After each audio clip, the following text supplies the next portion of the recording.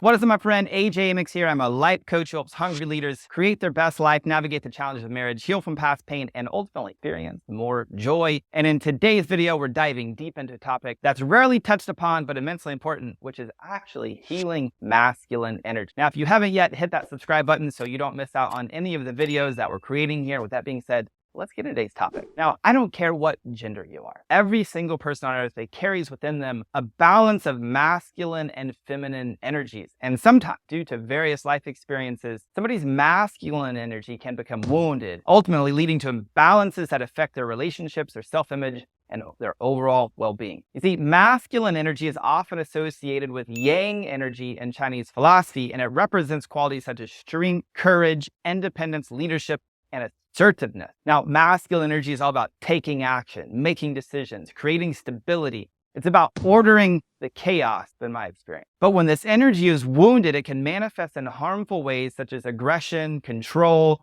emotional unavailability, and excessive competition. Now, healing this energy is about suppressing or repressing these traits, which is what most people do if they have wounded masculine energy. If somebody's carrying around wounded masculine energy, they normally resist it because they've been wounded by it and they just don't want to wound others, which is a very, very normal response. Now, my goal with this video is to help bring awareness to what wounded masculine energy is and help you transform it into a more empowering way of being. Now, you've probably encountered situations where you've seen or you experienced wounded masculine traits, whether this was in your relationship, at work, or maybe even with yourself. But don't worry, because today we're going to discuss some ways that you or somebody that you know can start healing their wounded masculine energy. So let's start by comparing a few different scenarios that really highlight the difference, the distinction between wounded and healed masculine energy, so you actually can see the difference, so you can see the distinction. So scenario number one, decision making. Now, a wounded masculine energy, they may make decisions just impulsively, just disregarding the feelings or the needs of others. But the healed masculine energy would consider all aspects. They're going to listen to others and they're going to make decisions that are best for every single person involved. So scenario number two, emotional expression. Now, wounded masculine energy might struggle with emotional expression, seeing it as a weakness, but healed masculine energy understands that expressing emotions is a strength. It enables open communication and deeper connection. Healed masculine energy knows how to express emotions without ever harming another person or even harming themselves. So I hope that you're starting to see the difference between wounded and healed masculine energy here. Now, let's look at some signs that you might observe in somebody dealing with wounded masculine energy, okay? The first is there could be an excessive need for control. Now, this is often driven by an underlying fear of vulnerability or loss. Somebody may feel compelled to control the environment, control the people around them, or even their own emotions in an attempt to avoid the discomfort or the unpredictability of the emotions. Now, I did this unknowingly for a very long time. I used to think that I just had to hold everything together. I used to think that if my wife criticized me, that it was never enough, that nothing I ever did mattered. And it was just like this awful, terrible experience. Now, since healing my wounded masculine, I've learned I don't have to hold everything together. I don't have to control everything. So instead, I can live in unity with what I call God, this part of the divine masculine, and I can let him hold it all together, hold the world together for me. I don't have to be in control of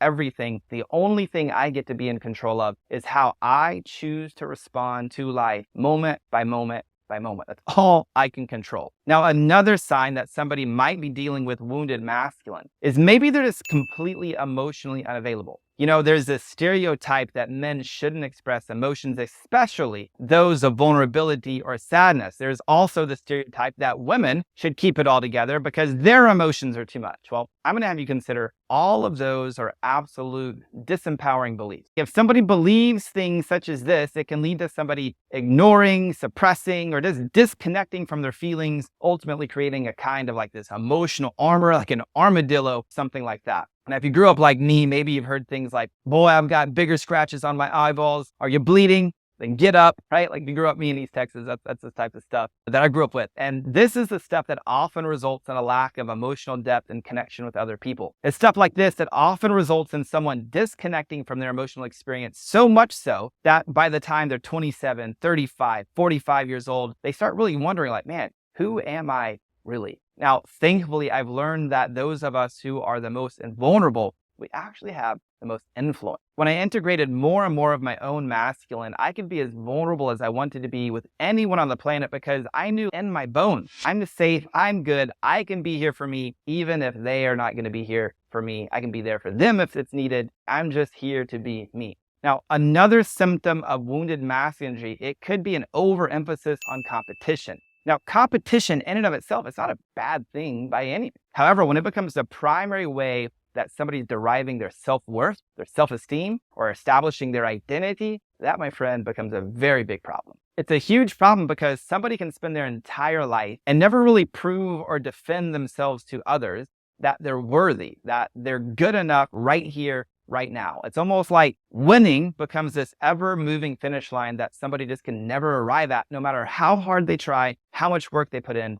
It ultimately leads to burnout or boredom or some type of this destructive path. Now, this might look like somebody always having the constant need to win or to be right or to prove themselves, often at the expense of other people. Now, finally, if you have wounded masculine energy, there can be a tendency towards aggression or volatility. This can be a physical or emotional in nature. You see, wounded masculine, another way of looking at it is it could be toxic masculine, is a destructive outlet for just basically all this pent-up frustration, anger, or all of these other unresolved emotions. It's basically a coping mechanism, and a damaging one at that. Now, I remember growing up that I'd never go out to a college bar because I was just absolutely terrified that I'd go out to the bar and some dude would like pick on me, bully me, and I would be afraid that I'd be the dude who'd break the beer bottle, gouge out somebody's eyes. I just had this switch growing up where I'd be nice, and then if somebody's picking on me, I'd ask them nicely to stop, and if they didn't, then after the third warning, my anger would just like switch. It was just like this crazy switch. I don't know how to explain it. And for a long time, I was absolutely terrified of this part of me, and it wasn't until I started doing boxing training with former UFC world champion 𝗙𝗏𝗔𝗔𝗃 that I actually got in touch with this layer of my wounded masculine and started healing it. Now, what I'm talking about here are just symptoms of wounded masculine energy, and you're not doomed forever or anything like that if you're resonating with any of this. Let's talk about ways that you can actually heal your wounded masculine energy. Technique number one, emotional intelligence training. Now, emotional intelligence, or EQ, is the ability to understand, use, and manage emotions in a positive way. Developing EQ is a powerful way to heal wounded masculine energy because it encourages emotional openness and vulnerability while reducing the tendency to suppress or repress or control emotions. At one of our events and inside our signature coaching programs, Project Shift and Uprising, we call it like opening up your pipeline. And what we mean by that is helping somebody experience more fear, more anger, more sadness, more creativity, and ultimately more joy. And I said experience, because when they're able to be with it, to experience the totality of their own anger, the totality of their sadness, whatever, they can hold this space to witness it within another person. They even have the space to witness it within themselves. Now, the same thing, like I said, it goes for love. To the degree that somebody is willing to love themselves is to the degree that they can love another. Now, I'm going to have you consider an emotionally safe and secure person is a physically safe and secure person. Pretty interesting, right? Now, a practical step to increase your EQ is to start practicing mindfulness meditation to increase your awareness of your emotions. Lots of people just don't know that they're feeling anything because they haven't trained this part to see it, to be aware of it, to recognize it. See, when you experience a strong emotion, instead of reacting immediately to it, take a moment to identify the emotion and understand what triggered it.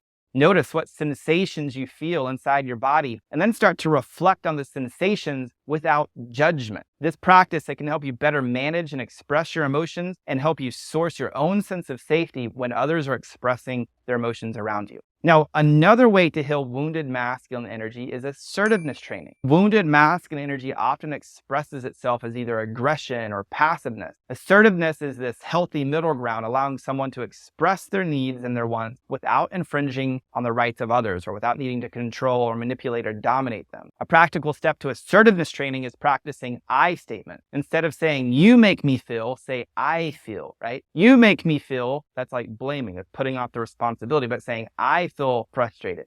I feel sad.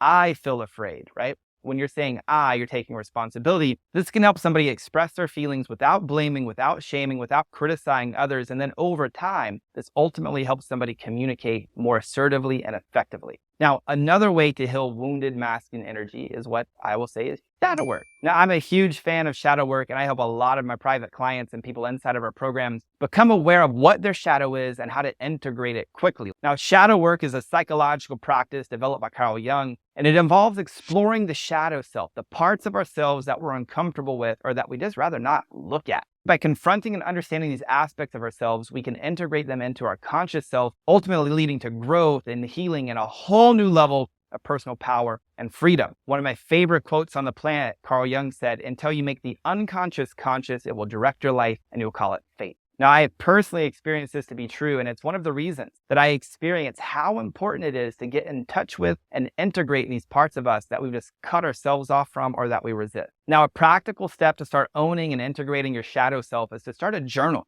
Start to explore your shadow self. Write about the traits that you dislike in others. Often these are reflective of the parts of you or me that we are suppressing, that we're denying. By acknowledging these traits, you can start to begin to understand and integrate your shadow self, ultimately leading to more healing. Now, once you remember, healing wounded masculine energy is a journey. It's not a destination. Be patient with yourself and consider seeking professional help if needed. A good therapist can help you, a solid life coach that can provide amazing guidance and support for you as you navigate this process, ultimately helping you collapse time. I hope this video has helped you better understand how you can heal wounded masculine energy. And now I want to hear from you. How can you apply what you learned in this video into your life? Like, where do you see wounded masculine energy playing out inside of your life? Tell me in the comments below. And if you found this video helpful, share it with one of your friends. And if you haven't yet, hit that subscribe button. Thanks for being here. And until next time, my friend, I'm out.